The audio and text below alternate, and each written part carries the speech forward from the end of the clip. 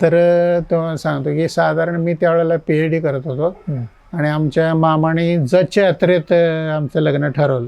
बर म्हणजे बैलगाडी घेऊन यात्रेला माझ्या यात्रेला गेले होते. मग तिथं असं बैलगाडी लावायची, वैरण अशी उभा करायचे आणि तिथं थांबायचं, एक रात्र 2 रात्र थांबायचं जत्रात आणि या जत्रेत. आमचे मामा पण मुंबईवरून आले, ती यात्रेला आले आणि मला पण बोलवलं होतं, पण मला माहित नव्हतं की लग्न ठरवायचं आहे वगैरे. मग ते गाडीजवळ काय झाले, आमची आई आणि मामा आणि आणखीन वडील पण नव्हते त्यावेळेला. तर ह्या दोघांनी ठरवलं लग्न आमचं, माझं आणि आमच्या बायकोचं. मामाची पोरगी हेच बायको काय.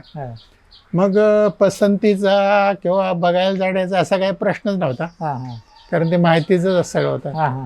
मग ते लग्न ठरल्यावर काय केलं की आईने जेवण दिलं सर्वांना. जेवण म्हणजे काय, नारळानं करून नेलेल्या पोळ्या आणि थंड पाण्यात गुळ कुस्करून केलेलं गुळवणी आणि त्याच्यात केळी, म्हणजे यात्रेत आणलेली केळी आणि हे पोळी खायला दिलं.